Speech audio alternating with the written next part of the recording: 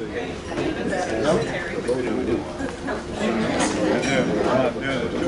going to stand up? I'm always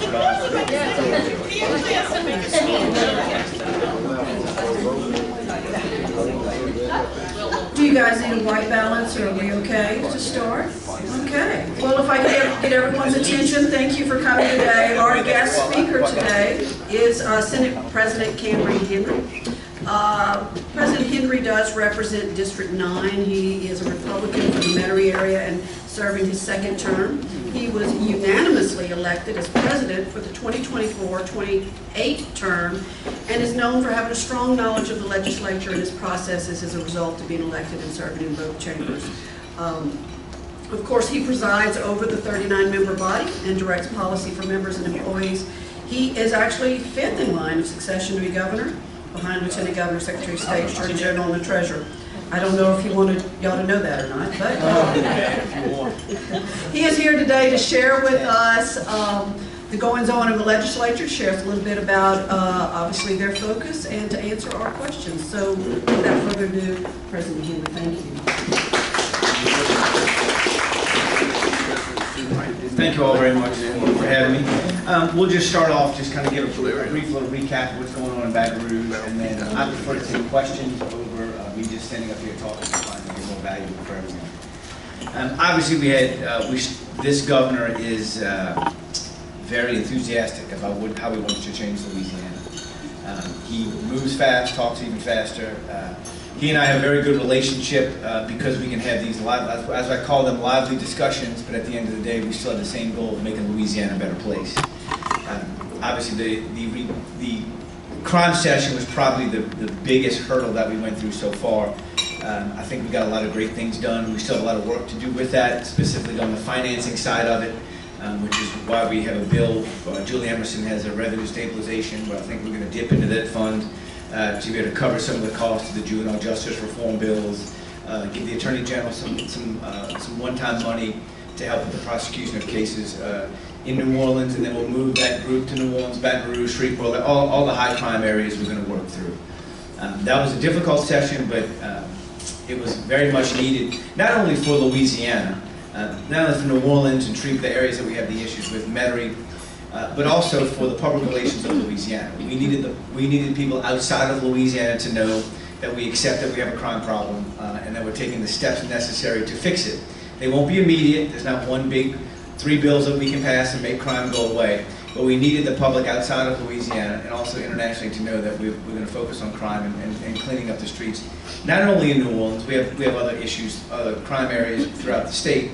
But as we all know, everyone, more people know New Orleans and they know Louisiana. So that's a priority the governor had, and we're working towards that now.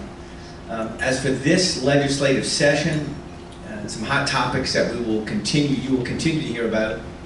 Constitutional Convention is one. ESAs, Education Savings Accounts, that's going to be another one. Those are two very national issues. Specifically, the ESA is. I actually had a call, which is my first time doing it. It was very informative. There's a group of presidents of the Senate from around the country, and we had a call on Thursday, and it actually was the topic was ESAs. So you got to hear from, I guess there's about 15 or 20 of us on the call, and everyone could kind of go through, and the calls, as amazing as it was, the call lasted about an hour. So imagine having that many presidents of the Senate on a call, and it only lasting an hour. And the moderator was really good, and so were the folks on the call. But we didn't do hey, where are you from? What's your favorite color? Where'd you go to high school? We didn't do any of that. It was straight to business on ESAs, good, bad, and ugly in your area. So it was very informative to me to see how other presidents of the Senate view ESAs and how they're received in their area. And across the board, there is a general agreement that it has the potential to do some great things for your area. The speed at which you implement them is very important. Controlling the cost was a general theme across every state that we discussed, was how do you control the cost of these? Which I think we can learn from, because we're not the first one to do it and we won't be the last one to do it. We'll be able to learn from other states the best way to control the cost on it and have it implemented in a way that makes sense for everyone.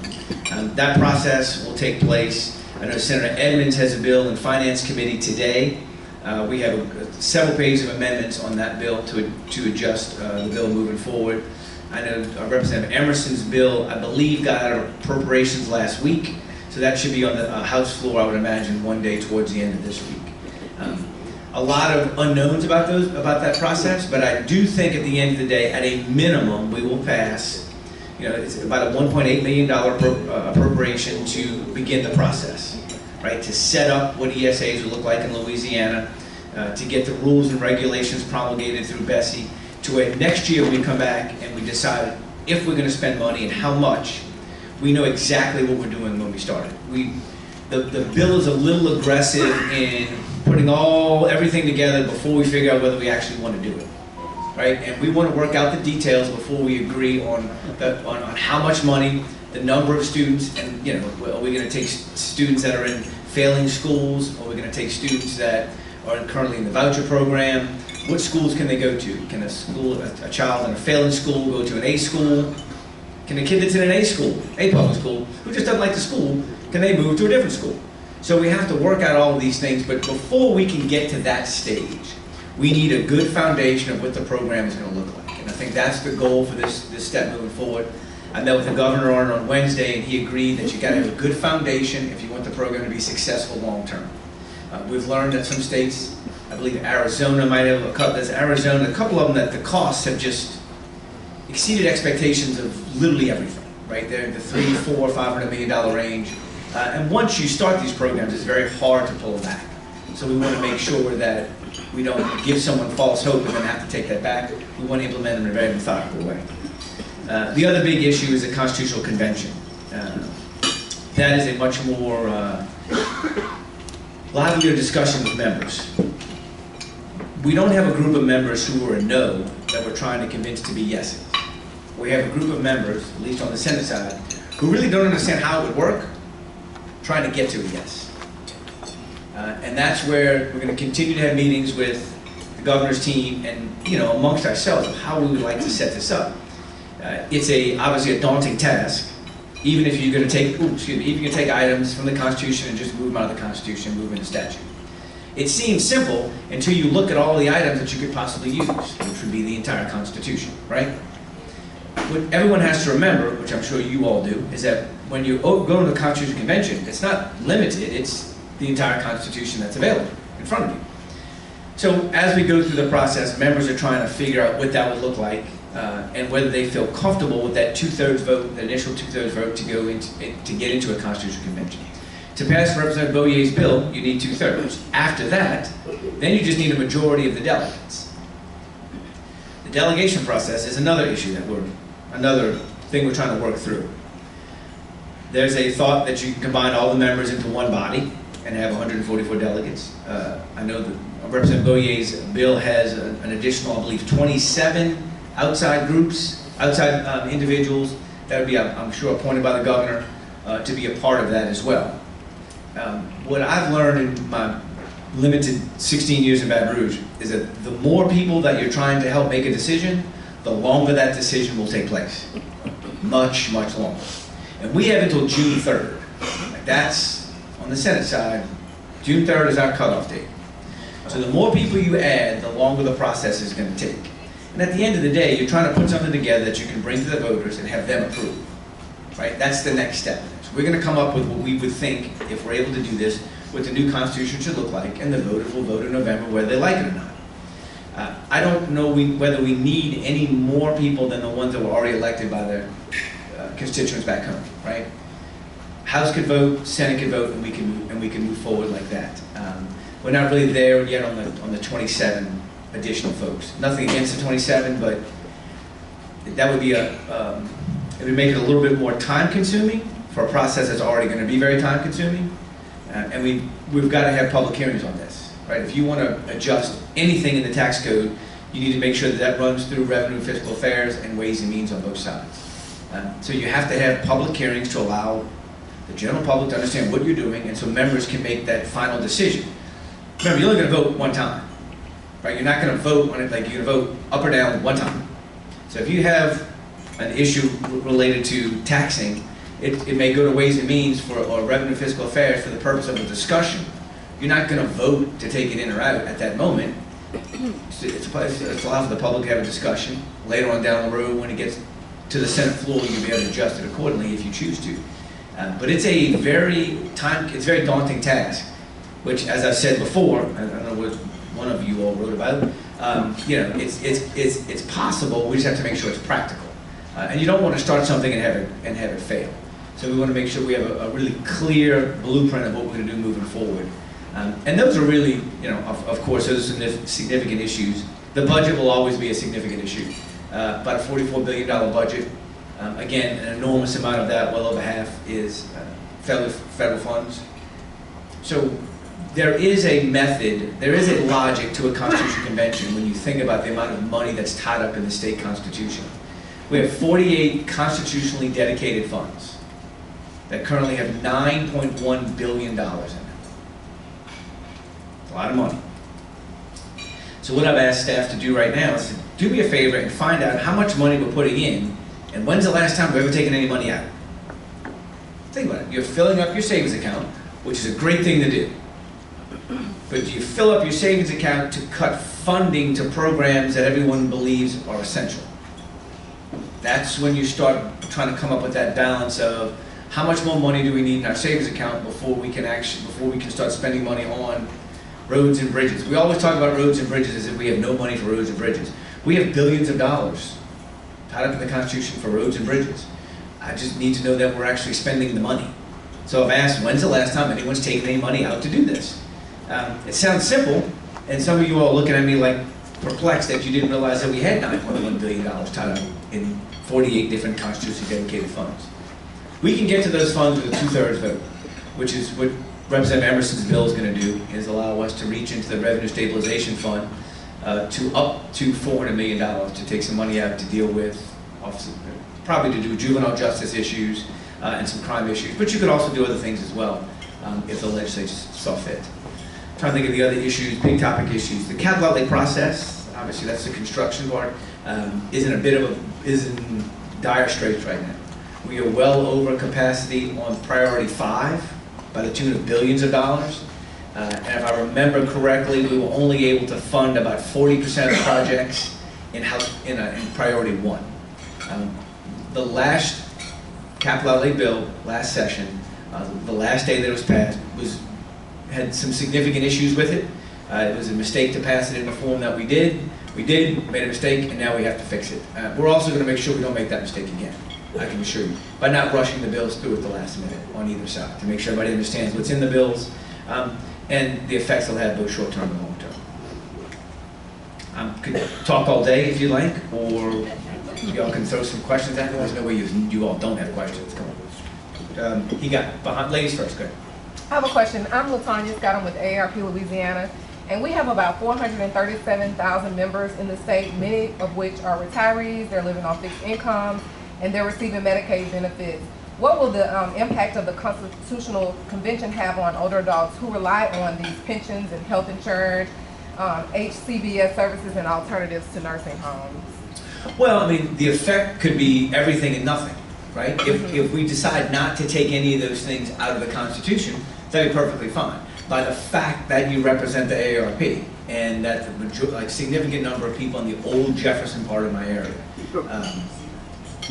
are members of the AARP, I would imagine they're going to be okay at the end of the day. Because the items that really the administration wants to focus on are the items dealing with the financial side of the ledger of the Constitution.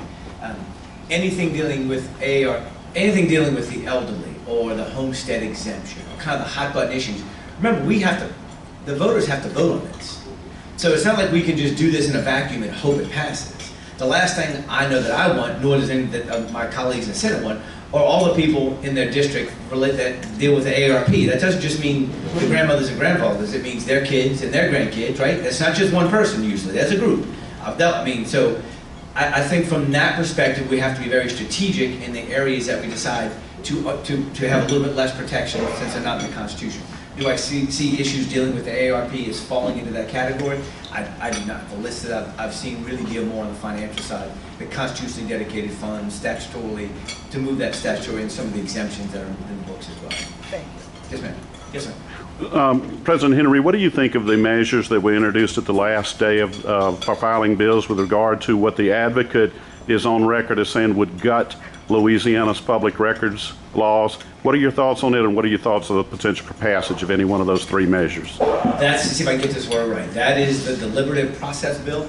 Is that- It's Heather Cloud. Well, there are three bills: Heather Cloud's, Blake Miguez's, and on the House side, Jay Morris. The three collectively, at least according to an article by the advocate, the headline said it would, quote, gut Louisiana's public records laws. That's their words, not mine. So there was, I don't know, Jay Morris, the senator, or Jay Morris? The Senator Jay Morris. Okay. I'm sorry. No, I think one Jay Morris is good. That's my, he's a good legislator. We need him. The only one that I'm familiar with is the one dealing with deliberative process, simply because I remember that term under Jindal's years. It's the same idea, I believe, that he tried to put forth as well. I haven't read it to the point where I can tell you whether I'm for or against it. I knew that under the Jindal years, I know we had some issues with that because, you're trying to tie, because I believe these bills cover everyone, correct? From dog catcher to governor, right? And is that from, and I'm nothing against dog catchers, from dog catchers all the way through. And I think sometimes it's a very difficult process for members to understand why you need so much information to be held in secret, right? We've done this in the past where, as it relates to economic development, when someone's putting in a proposal, that some of that information needs to be proprietary based on the information that they're giving us on why they should qualify for certain tax credits, business plans, things like that. There's certain narrow aspects of it. On this bill, if it's as broad as it is, I think I'll probably have to have a couple conversations with Senator Cloud and Senator Morris as well to find out what their end goal is. And the first question that you always ask in these situations, at least, is what are we trying to fix? Like, what's broken that we're trying to fix? And are we on par with what other states are doing now, or what we're about to do? Does the deliberative process fall better in line with what other states are doing? I don't know, you all might be able to tell me that. I don't know how we relate with our public records now compared to if the bill passes, but that's kind of the basic benchmark we like to do, is make sure that where we fit with other states. And to tell you the truth, we have a committee meeting, we have a delegation meeting this afternoon, and that's one of the topics that we're going to discuss is, hey, there's a bill dealing with deliberative process. I need the members who didn't serve under the Jindal years, and there's not many of us left there, to go back and figure out what that means and see where you are on it to see what we want to do moving forward. thank you. Yes, sir. I don't know if I understood. If there's a constitutional convention, whatever instrument comes out of there, does it go back to the House and the Senate, or go straight to the voters? Well, it all depends on how we do it all depends on how we set up the delegates. If the delegates are one unit, meaning one body, where it's 144 of us, you would get 50% of those members, 50% of the delegates would vote for it, then it would go to the voters. You could do bicameral, there's two of us, where you'd need 50% of the House members and 50% of the senators would vote, then it goes to the voters. Well, that was my original question. With 104 members and 27 that are in the bill, is the Senate somewhat worried about their vote being diluted, that only 39 when there's 132 outside of the Senate? Well, one of the issues that was brought up with both the governor and senators brought to me is that you could have the entire Senate vote against something, and it's still, we could have the entire Senate vote against the Constitution, and it could still get on the ballot. Now, realistically speaking, practically speaking, if the entire Senate votes against something, the odds of it passing at the polls aren't very high, right? I mean, realistically, it's not. So that's not the sole concern. It's more the fact of the process that you would use to do this, right? You could use the committee process now to where you want to have public testimony. You could use the committee process where you have 7 votes in the House and the Senate to allow for that process to work. A little bit easier than if you do one unit of 144 of us trying to get together to do a voice vote at one moment. Because remember, it opens up, again, it opens up to the whole Constitution, right? People can add amendments to what you're trying to do, take things in and out all day long. So it's not just what we want to pass, there might be some things we don't want to pass as well. So we just need again, the process has not been laid out in a manner that gives members comfort yet moving forward with Boyer's bill. Representative Boyer, excuse me. Yes, ma'am. So are you saying, setting aside the process issues, do you feel that most of the members are on board with the concept that they want to do this? It's just a matter of how? Well, yeah, I mean, look, I've been in Baton Rouge long enough. Everybody's for everything until you have to pay for it or vote for it, right? I mean, that's just the general theme, right? Everybody's for it. So in concept, they would like the idea of being able to look at some of the dedications that we have set up. Everybody thinks that's a good idea, especially when you talk about $9.1 billion. The process that you go through to get there has not been laid out by anyone. And I think that's the biggest, right now, that's one of the biggest hurdles that we have. Even if we all agree that we want to do this, which we haven't, we still need a process in place. And what I've asked the groups that are dealing with this, I said, if we were to start tomorrow we're going to have a constitutional convention. Give me an outline. Like, how would it work? What would be the first thing we would do? What's the first motion made, the first bill? Like, how would it actually work?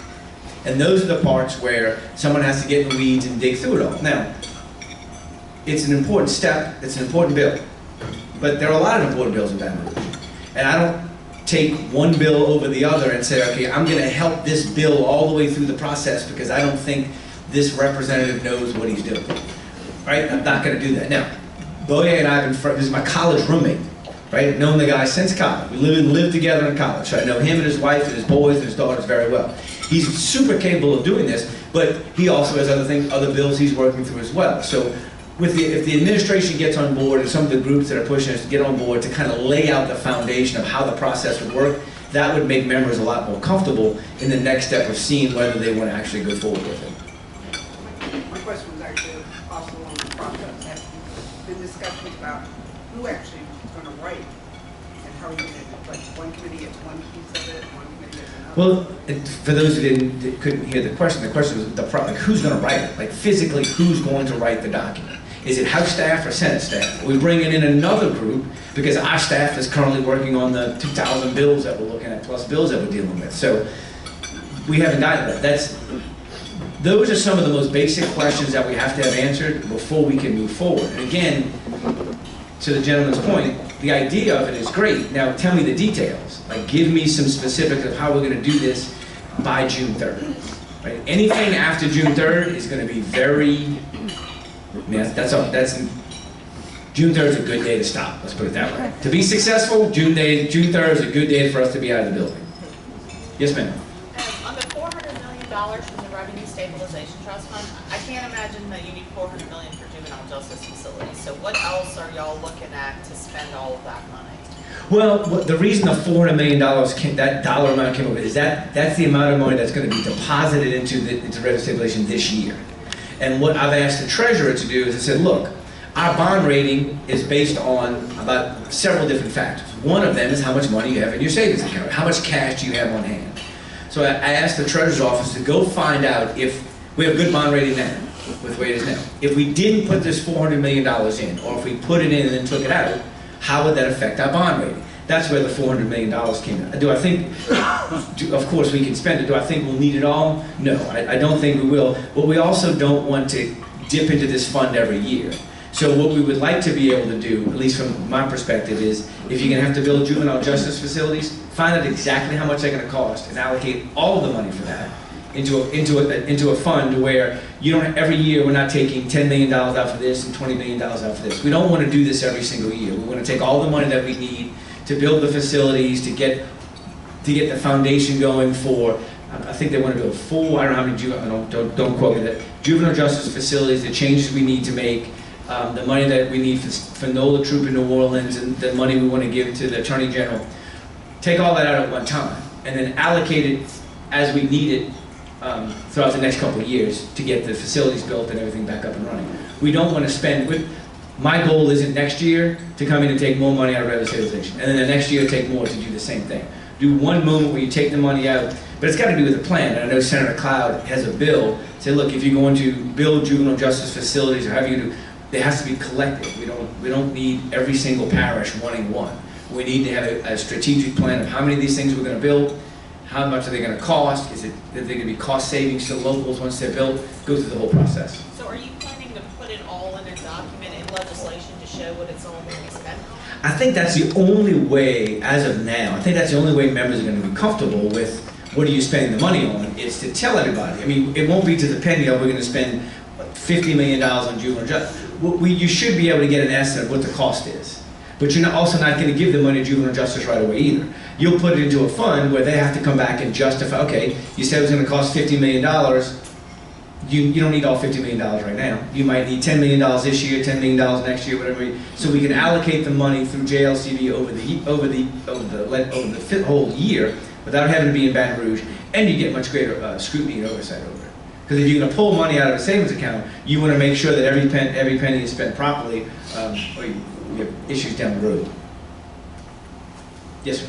You say over and over again, not just for you today, but for other people that discuss this, that this is about finance. Why don't you just do an amendment to pull the finances out of the Constitution?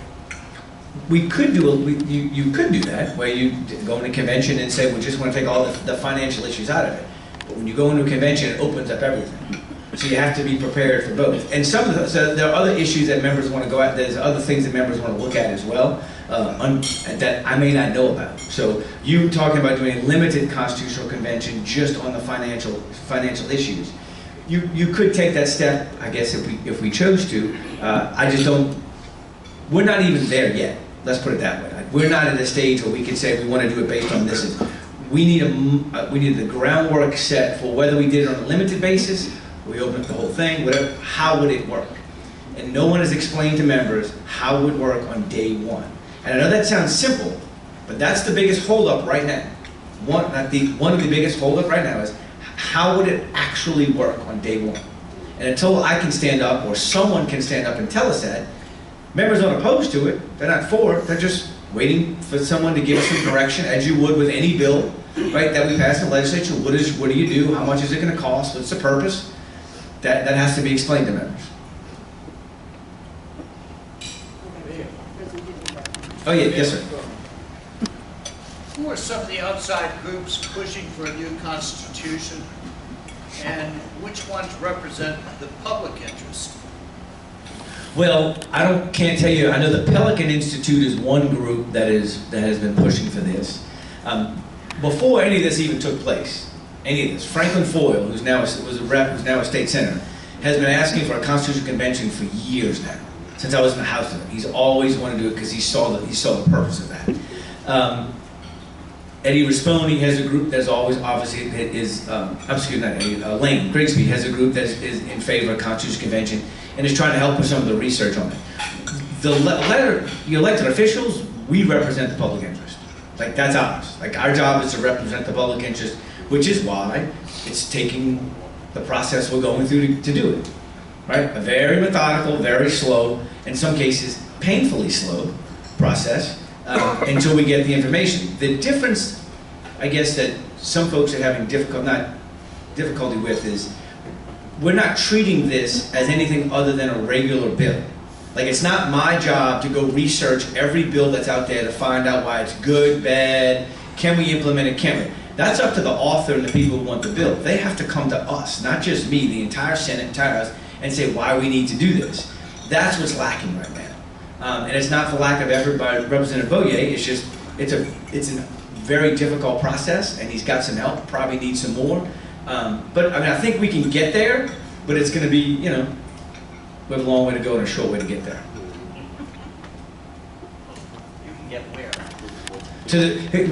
Mr. Bridges' question was get where? We can get to a point where we could start moving the legislation.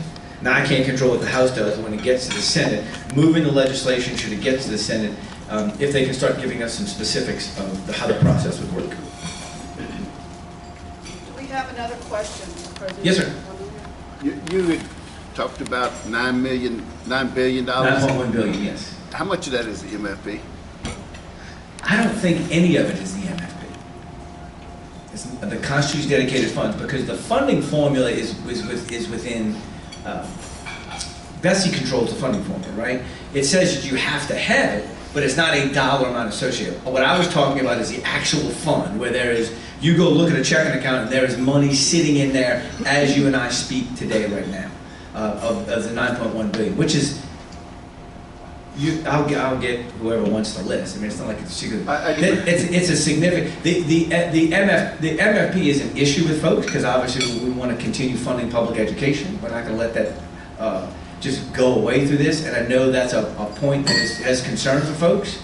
But again, if there's 20 things we're trying to do, and back to this young lady's point on the AARP, there's 20 things we're trying to take out of the Constitution, and one of them is the MFP, and we don't believe that the voters will vote for it.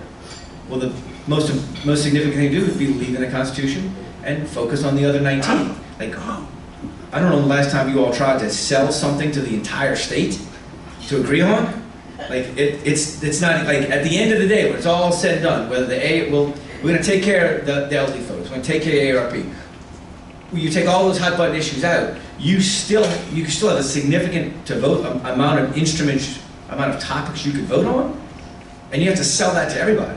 And that's the next question that members have, is okay, now we've done this, who is selling it? So we pass it. We passed a month from now, 2 months from now. June 2nd, we passed the Constitutional Convention. We have a new Constitution to go to the voters. Who's selling it? Anybody know? Like, who's going to advertise why they need to do this? Who's run the campaign to push the Constitution, to push this to pass? I don't know. So that's another step in the process that we have to figure out. Now, it's further down the road, right? We want to make sure that we're not there yet, but that's a question members have, is once it passes, who's going to sell it? Because we've all seen constitutional amendments fail that did a lot less, right? A whole bunch less. Fail over and over and over again. This will be pretty significant. So you have to have a significant amount of money behind this to pass it. Well, I think some members like to know who's going to be responsible for that. I mean, the state's not going to pay for it, right? So you need third-party groups to come out and pay for it. That's inevitable. I mean, I can go on Facebook or Twitter or whatever and send some things. Hey, please consider voting on this. But that's not going to get it across the finish line. We all know that in November. Everybody good? What makes anybody think that the voters in this state, with a lot of skepticism about a lot of things, will pass an overhaul of the Constitution? Well, the question is what makes us think voters will do it? I think if you explain to them why we're doing it, where if you look at, we're one of the few states that are losing population, right, in the South. We have Mississippi flirting with repealing income tax. We have Texas without income tax. We have Tennessee. Like, repealing income tax, whether we like the idea of doing it or not, is something we must consider. That's $4.5 billion. When you look at the amount of money that's tied up in the Constitution, you've got to at least look at that as a way to offset repealing income tax. Now, when you truly look at what other states do that have repealed income tax, it's not as if they repealed income tax and everything's free now, right? Go look at the cost of certain things have increased, whether it's your simple title insurance for your car, property tax, all the other things that you have to pay for have gone up in other states to offset the cost of repealing income tax. But when you move to a state, you don't have to pay income tax. Okay, are you really looking at all the other things you have to pay for? You're not, right? You look at the cost of insurance, which is a topic we're working on, I can assure you. Do I have 5 seconds on insurance? Just because, I mean, I could take a little more than 5 seconds. We've moved the property bills out, 3-year rule. Some of the bills that Louisiana laws that we have that only we have on the property side. We're currently working through the auto side. We have some bills on the House bills over in the Senate that deal with auto. We sent Senate bills to the House that dealt with property insurance. The property insurance bill should ideally be finished within the next 2 weeks, because the commissioner wanted to show a sign to the folks in London that we were serious about changing our rules as it relates to property insurance. But those are moving pretty well. Auto, we're still trying to work through, to be honest with you. And the insurance, the property side, I'm comfortable we should be able to get those out of the House, out of the House in the next 2 weeks to the governor's desk. But that is the one thing. I mean, I don't mean to take a last, it means it's not important. It is the most important thing we're dealing with right now. on every aspect, on the property and the auto. More on the property than the auto, just because that has really jumped ahead of auto. They're both bad, but the property insurance that people are paying are pricing people out of their homes by a significant amount. So we've made some tough votes, and we're hoping that heeds some help for us in the near future. We're good? Thank you. Got one more in the back. Yes, sir. Where would the actual convention be held? Is it just going to be in the House? The question is, where would the convention be held? I don't have an answer for that. I mean, you can put 144 of us on the House floor, members and desks, senators and chairs. You can do that. But then if you want to ask questions, you want to vote, you would have to do a voice vote. If you added another 27 people on top of that, then we're kind of getting a little snow. You know what I mean? And we've kind of been together for a while now. So we're looking forward to missing each other pretty soon. So we're going to focus on June 3rd to get out of there. And that's, again, part of the process of where we would, how that would work. The last convention was held in a great big hall, and there was plenty of room, and each one had a desk, and so you could have the debates right there in front of everybody. Right. His point was the last time the convention was held, I believe it was held in 1974, but they started planning it in 1972, but they actually debated the policies. This will be less of a policy debate, more of just taking things out of the Constitution, which in itself is a policy debate, right? Taking something out of the Constitution and put it in statute. But I believe they had about 2 years to plan for that. If one of you all may know, they had 2 years to do it, and they did it in 1974, which is the year I was born. So it's been a while since we've done it. But to your point, it again goes back to it's got to be planned properly. Members have to understand what we're doing, so we don't pass something and then look around and go, okay, who's in charge? You also have to vote who's going to be in charge of it as well. Are you raising your hand because you want to be in charge of it? No. I did have one question, though. Yes, sir. I just wanted your opinion, if you know. I'm just wondering if possibly, when we're talking about, moves constitutionally, I know there's favor for being more competitive in Louisiana with other states in connection with, say, royalty and severance taxes and stuff like that. But do you think there's really heartburn of anybody considering a processing tax, and making sure that well, and that's tied up in the Constitution, correct? And those are one of the things that you would members, and that was done.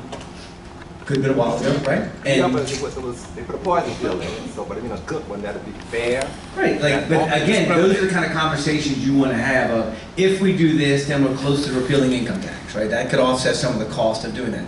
And that's that's why when we talk about the Constitution Convention, we said we don't want to do it and fail, because there's some great things that can come out of it if it's done in a methodical way.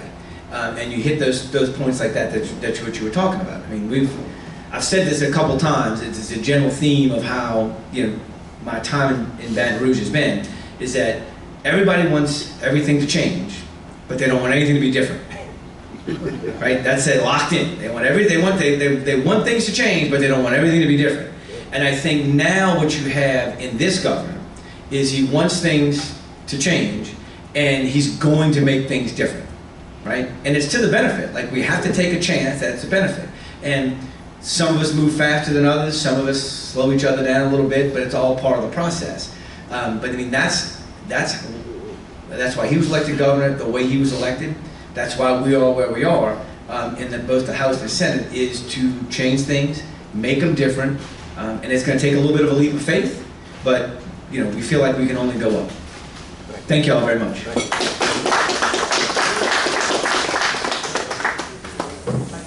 Just real quick, I want to remind you that next week we'll have Senator Regina Barrow and Legislative Ombudsman Kathleen Ritchie. They're going to be talking about child prevention legislation, child protection legislation, not prevention, child protection legislation. Thank you.